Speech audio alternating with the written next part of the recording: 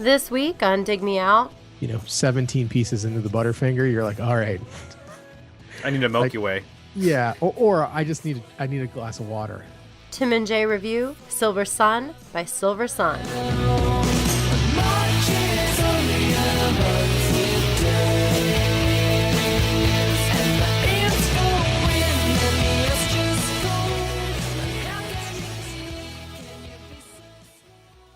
Hello and welcome to another episode of Dig Me Out.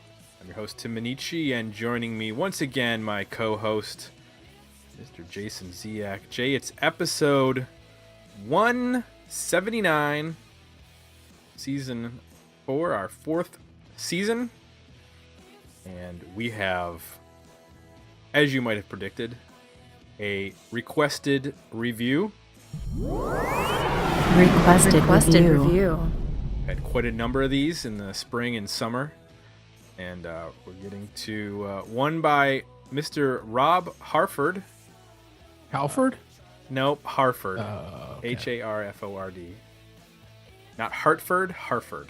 I think it's Harford. That's how I'm saying it. The Metal God? Yes, Rob Halford. Which, by the way, I think, doesn't Priest have a new album coming out soon? They do. Curious to hear it. Yeah. Me too. That's not related to what we're doing here, though. We are reviewing an album by a band called Silver Sun. Not the Silver Sun Pickups, just Silver and Sun. It's the two words. And it's their debut album from 1997, self-titled, or eponymous, if you prefer that term. Jay, were you familiar with this band called Silver Sun? No, not at all. Me neither. So that's another one. Believe it or not, that's another band we were not familiar with. I know. From the 1990s. For two guys who do a podcast about 90s music, we sure as hell don't know a lot of bands from the 90s. Well, I tell you, this whole season, outside of the ones that we picked and maybe a couple, seems like all the others are completely off our radar. Yeah. Well, we've been getting a lot of picks this year, and I think we're up to like 14 or 15 already for the season. And like you said, most of them have been completely brand new to us, so that we've received from our suggestions. So, if it was season 1, I would get it, but by season 4, yeah, we should have like 99% of these bands down. It's like we just begun to scratch the surface of this whole thing. Well, we do have a 10-year contract, Jay. So hopefully by year 8 or 9, we will have tackled most of these bands. I think we should talk some history of Silver Sun to get us in the right frame of mind about this band. History of the band. Silver Sun formed in Camden, London, England in 1995. They were James Broad on lead vocals and guitar, Richard Buckton on bass, piano, and vocals, Paul Smith on guitar, and then they had two drummers during the band's history: Richard Sace and Jason Panutti, who also was a backing vocalist. They were originally called Sun with an exclamation point, and released their first EP under that name, but they were forced to change the name, and they chose to add the name Silver after the Beatles' original name, the Silver Beatles. The single Lava was the first that used the new name Silver Sun. Lava, the single, came from the debut self-titled album, which we mentioned, which was released in 1997. It was co-produced by Nigel Godrich, who went on to produce Radiohead and Paul McCartney and some of those, names you might have heard. They got a song onto a soundtrack, a British comedy called Shooting Fish. The song was called Golden Skin. Their second album, Neo Wave, was released in 1998, the following year. Both those albums came out on Polydor Records, and in 1999, Polydor Records dropped the band. At that point, the band sort of went their separate ways. They started working on separate projects. Richard Buckton, the bass player, piano, and vocalist, started working with producer Pete Woodruff to write songs for Spice Girl Mel C. I thought that was an interesting turn of events for him. The other guys went on to form other bands and played with different artists. The third album by the band was released in 2005, so you're talking about 7 years between the second and third record. It was released on the Invisible Hands label. Now, the thing that's different about this is that only James Broad, the lead singer, appears on this record. He played all the instruments and released it under the name Silver Sun. However, when they went to tour, the entire band got back together and toured the record. Following year, in 2006, they released their fourth album, Dad's Weird Dream. That had one track that was remixed by Nigel Godrich. In 2012, the band released a live digital album containing songs from their first two albums. And in 2013, they released a digital-only fifth album, which, again, James Broad was listed as the only only songwriter and performer on the record. So that is the history of Silver Sun, Camden, London's Silver Sun. If you, like Rob, would like to suggest an album for us to review, please visit our request to review page at digmeoutpodcast.com. Now, we did not get any Facebook feedback on this record, probably because it's a little obscure. And we also, Rob didn't chime in with any info or opinions on this record, so we're just going to jump into what we liked and what we didn't like. This is a 15-song, well, 14 really. The first track is not really a song. So this is a long album, so I'm thinking we're going to go what I liked and then what I didn't like on this record, Jay. So I'm going to start with you, Jay. Tell me one thing that you liked about Silver Sun by Silver Sun. What do you mean the first track isn't a song? Test. That first song, this first track, Test. It's just a guy talking. The track, it's not done that way on Spotify. Oh, is it? Do they combine the first tracks? Yeah. So, okay. So it's 14 with that first one combined. Mm-hmm. Okay. Making sure I didn't miss something here. Something I like. Harmonies. Mm-hmm. They're thick. They're everywhere. They combined with the guitar tone, I think, is what makes them work really, really well. So the guitar is real overdriven to almost to an extreme, almost to like a static point. That sometimes it gets so like overdriven. But those really well executed, lush harmonies over top of that is a really cool contrast. So that's something I really liked about this record. Well, you said harmonies. I'm going to say melodies.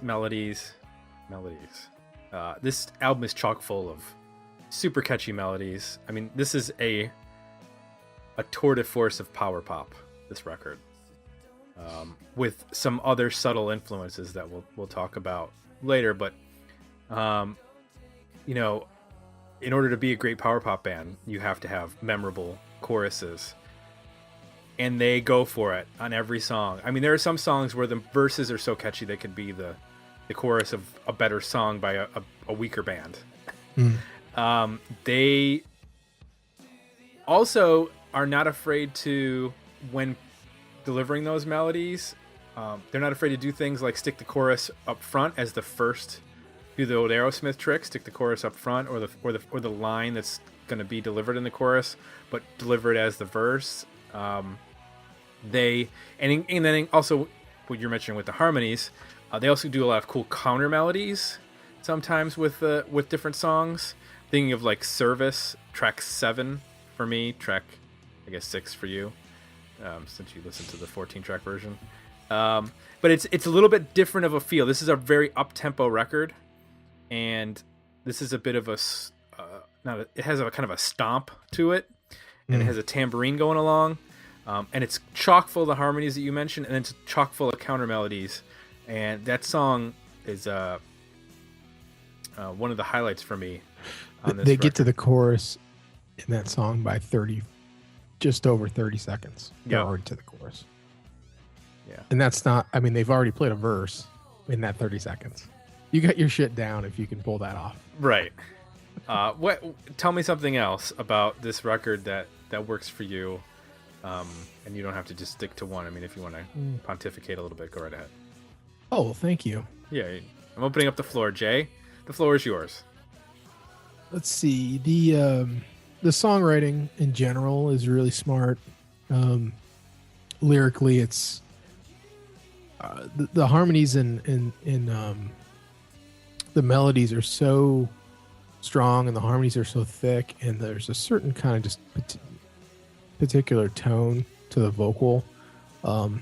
Sometimes I find it difficult to even focus on the lyrics, but when I do, they seem pretty witty and sometimes a little bit funny. I think what makes it work even more is the just the craft of the songwriting and the dynamics of the band. There's a lot of really smart use of stopping and starting, and there's one song where it's got this really cool kind of like a muted picking guitar, but then it's not for any long extended time. They kind of go into these big chords, and then they do a dramatic pause, and then they come in, and it just, there's a lot of that going on, where they've thought through really every note that's played, to really think about how to pull you into the song and kind of take you on a ride. And it's all pretty concise, looking at this, most of the songs that are longer are probably the slower songs. Mm-hmm. And by longer, I mean the lengthiest song on the record is 4 minutes. So right, everything else is at 3 or well under 3. Gotta like that, right? So something good. I guess the last thing, and I mentioned it when I first started talking about the vocal, was it's a good, I'll segue into the bad too out of this, is that the sound of the band kind of makes the record for me. There's a couple tunes where they pull things back a little bit, go a little bit cleaner, a little bigger production, and it starts to sound too much like Jellyfish. So like Bad Haircut has more acoustic guitars, like added percussion. It obviously, you get the Beatles stuff, but to me, that could be a Jellyfish song, and I wouldn't have known it. All little children, can you see them? Yes, they are all sleeping. The fuzzy apple spoils your fun. Sunday's always boring, boring. Sitting on the toilet, waiting to come. I gotta get rid of the rest. Names on the cover, it's hard enough. Rain creeps into the trains and turns. She's so matter of fact. Bye, bye, bye, bye, bye, bye, bye.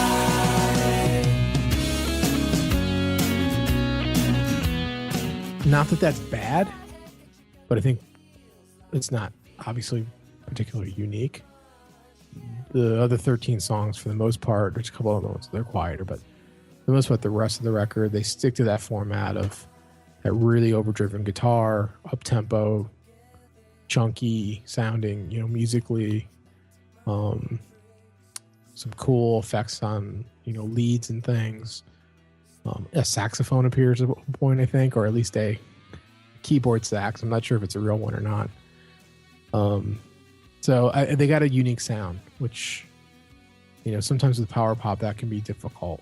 Because when you're doing the Beatles-esque harmonies, you start to run out of room to be original.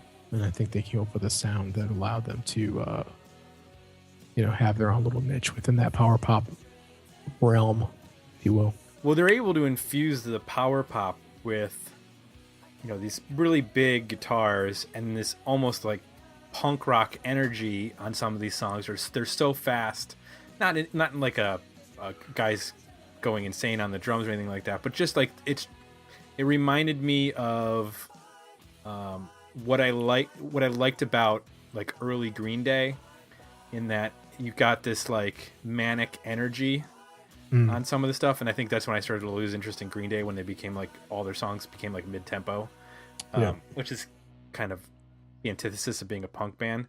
But they're able to combine this, you know, sort of punk energy with these sugary sweet Beach Boy harmonies and these big in-your-face guitars, and able to do it in a way that if you did it the wrong way, it would be a mess, but they make it work by the song with the songwriting, like the songwriting and the production, you know, combining all those elements ties it all together. And I think this is the first time, this might be the first time all year, I'd have to look back at what we've reviewed, but I could not like get rid of I couldn't say there was a single bad song on the record for me.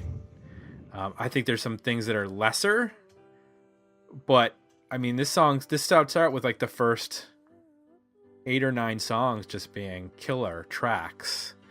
And if you would cut the record off then, I'd been like, this is one of the best records I've ever heard. Towards in the back half, I think there were some things that, like, you know, as just because of fatigue, there's a lot of energy coming at you, and you start to get a little fatigued towards the end of the record.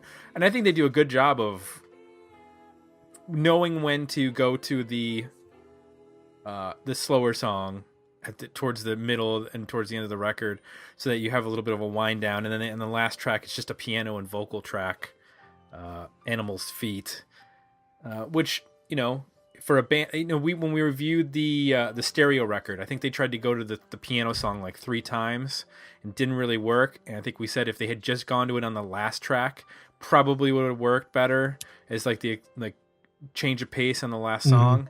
And that's exactly what this band does, and I think this band does it right when they do that.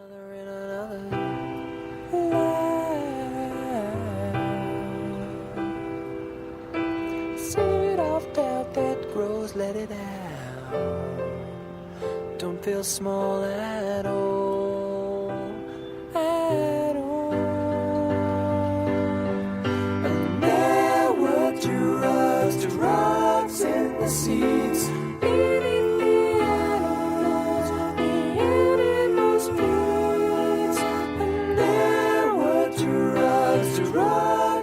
Seeds beneath the animals, blues. And look at the mess, no longer looking thin. Ready, bin, water will shine. I cried and I cried and I cried and I cried. Like a can, what flavor?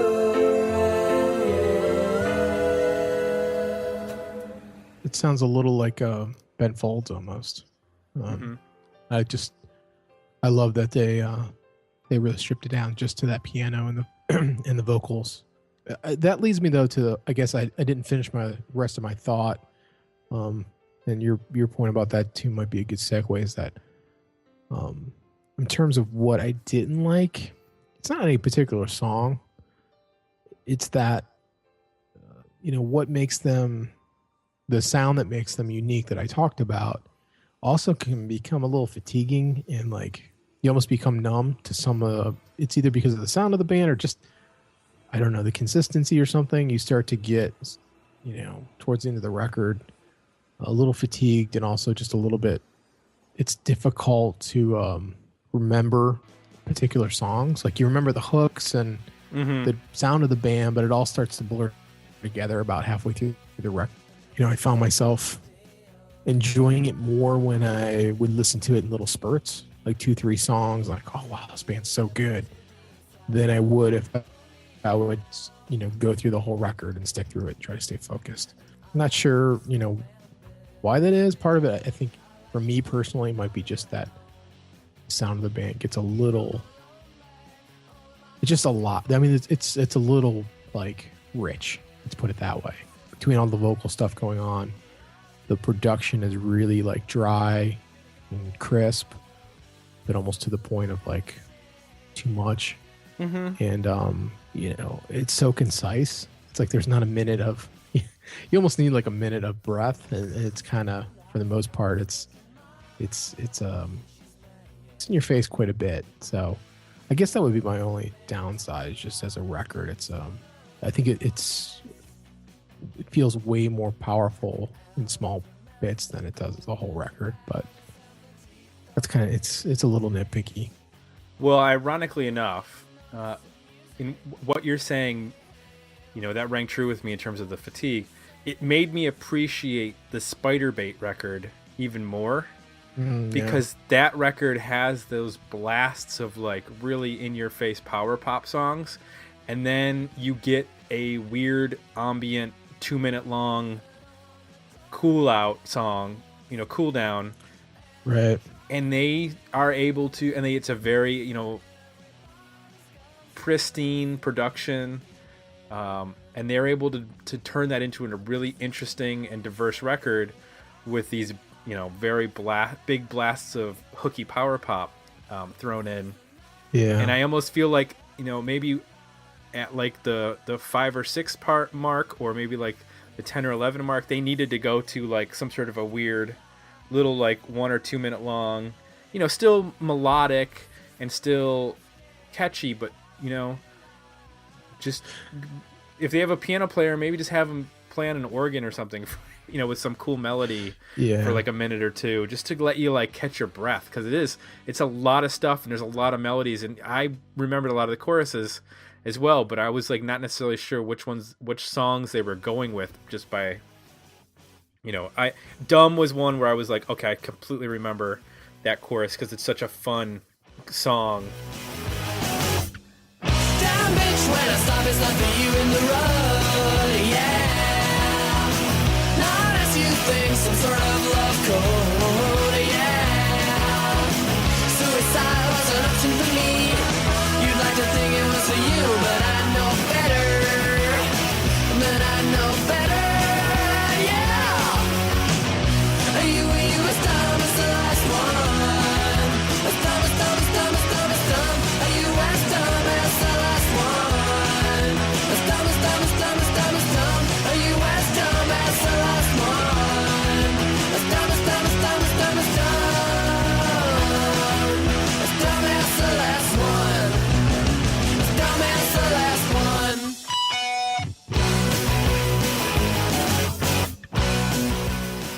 Same thing with Julia. A lot of these songs had also elements of, I heard little bits of like glam rock in them. Yeah, you mean like what kind of glam rock are you talking about? Well, not the Bowie, but like I heard like a little bit of the T.Rex. Yeah. Kind of jauntiness. Mm-hmm. I heard that too. That element of it. Obviously, I mean, the Beatles, Beach Boys stuff is the overwhelmingly, blatant obvious influence. I think musically, there's quite a bit of Cheap Trick in here. Mm-hmm. Vocally it's very different, but if you just listen to the structure of the songs and the guitar riffs, especially the first track, that guitar riff that opens the record, and there's a couple other parts where it's kind of structured like Cheap Trick's songs. A song like Last Day, there's parts of that sound Red Cross like to me, especially when the vocal strips down to just one voice. It doesn't have a backup behind it, or it's not harmony. I heard some similarities from time to time to Red Cross. But to your analogy about or that we were both talking about in regards to it being just a little bit too much, it's like, pick your favorite candy bar, say Butterfinger, and Mm-hmm. you get a Butterfinger and it's like in 3-4 parts or something, and you have the first part, you're like, oh, it was so good. You have the second one, you're like, wow, that was really good too, and the third one, and then fourth one, and then 17 pieces into the Butterfinger, you're like, all right, I need a Milky Way. Yeah, or I need a glass of water, Mm-hmm. or a nap or something. You know what I mean? It's just, whew. So I think it's very much like that. One track I wanted to highlight is Lava. Mm-hmm. It has this, again, it's all about the energy with some of these songs. It starts out and you're like, oh, okay, this is different. It's got this little like intro part. It's going to be quiet, and then just this like manic vocal. You mentioned the Cheap Trick, and that's a good comparison in terms of when Cheap Trick got really like earlier stuff, when he got really sort of like I was thinking of like the what album is, I don't remember the song Hello There. Yeah. Kind of reminded me of in that vein, and it has this, he's got that like sort of jarring vocal thing going on during the verses, and then it smooths out and he's got a really catchy vocal. I couldn't quite hear what he was singing about. He was mentioning Jesus a lot, and I didn't know if he was doing it like in a sarcastic way or what it was, but he was, because the vocal's sort of weird in that song, I couldn't quite pick up what he was singing exactly. What's funny about that song is when he gets to the chorus, like you could be watching an episode of Happy Days. Like, you know what I mean? It's like right out of like 50s early rock and roll, bobbing your head kind of. Well, it's got that swing going underneath it. Swing to it. And it's such a stark contrast from the verse, which is pretty edgy. I think like you were talking about. It's fast and it's pretty edgy. And when you get to that chorus, it works perfectly. Like it, I don't know how they did it, but they got those two parts to work together really well. But they couldn't be more different if you just sampled one and then sampled the other.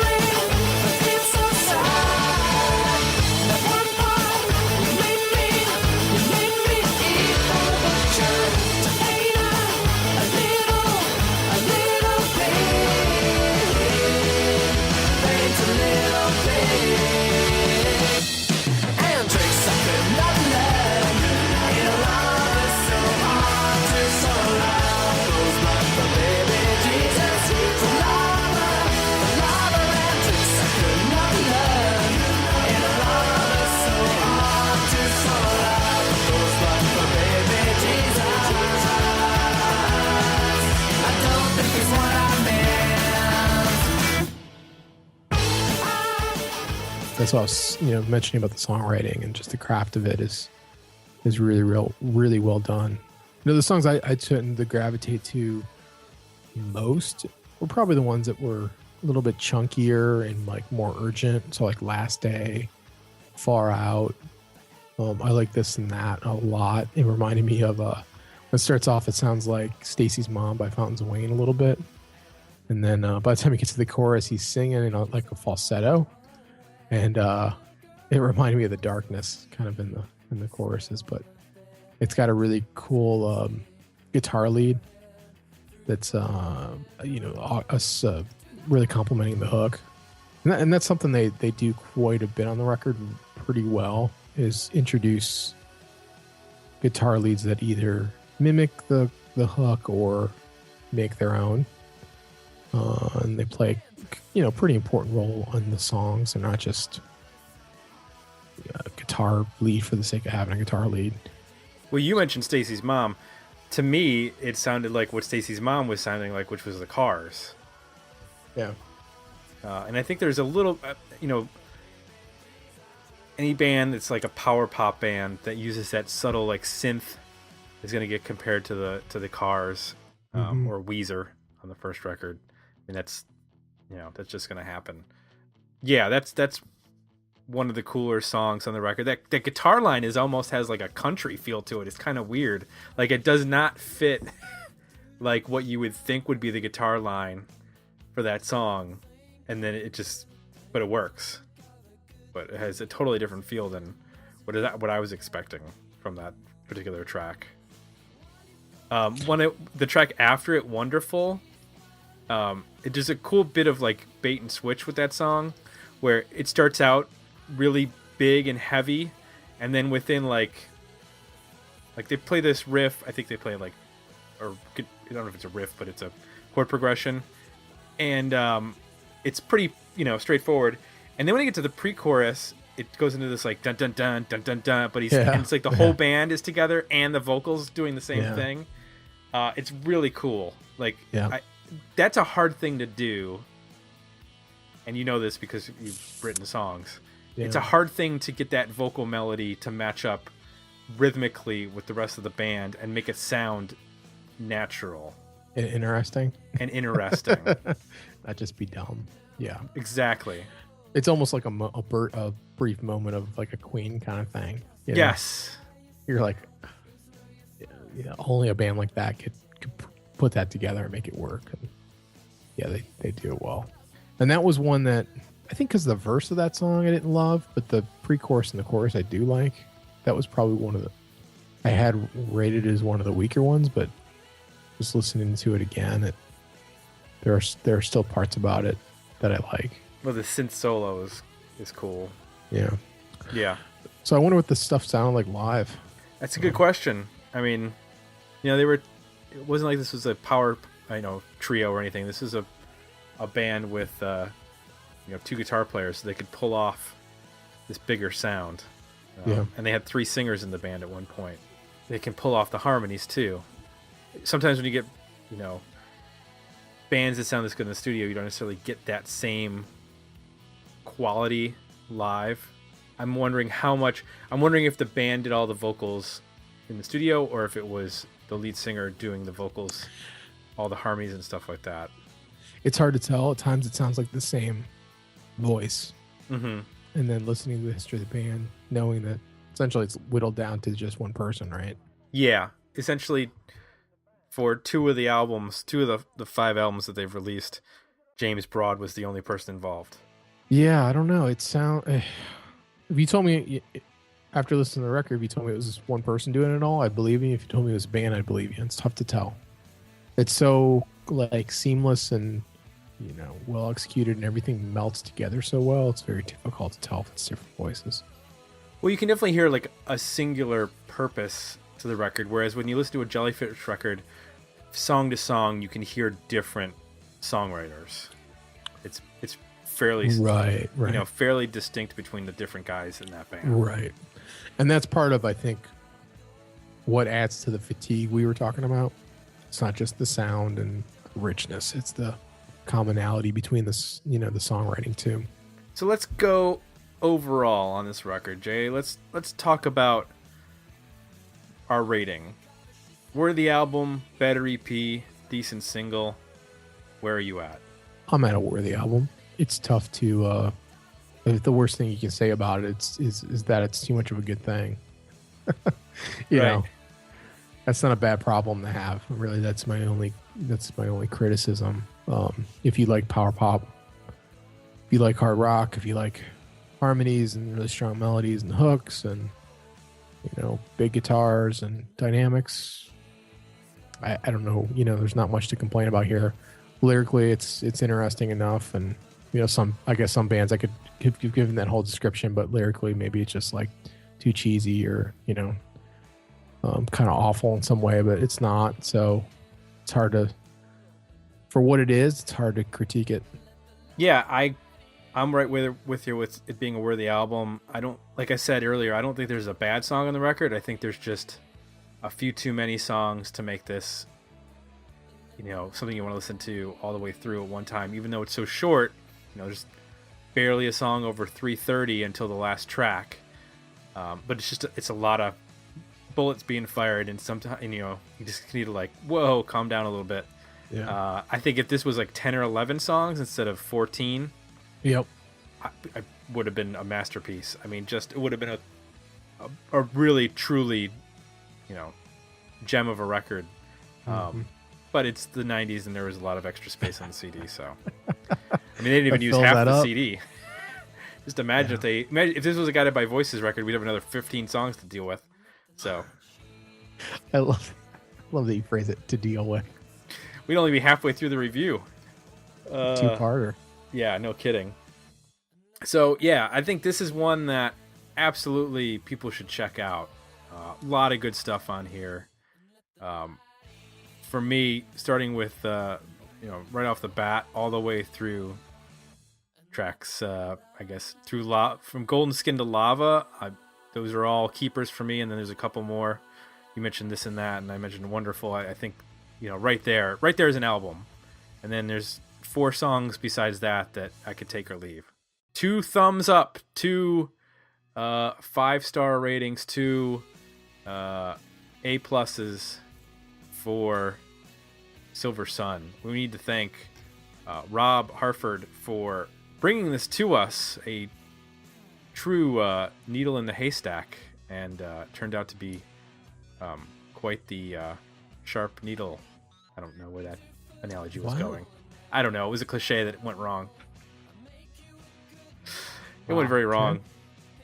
So if you would like to suggest an album for us to review and possibly gush over, head on over to digmeoutpodcast.com and hit our request review page.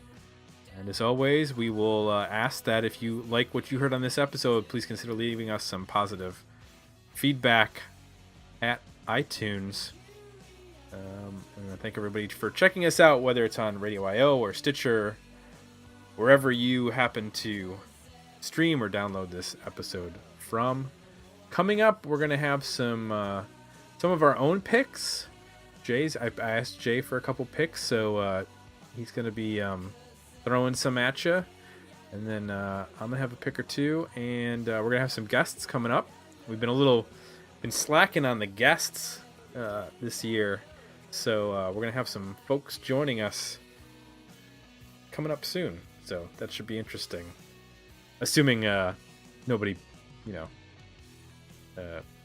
craps out on us like Mr. So-and-so from King's X did. But we're not bitter about that. Don't worry. So thanks everybody for listening.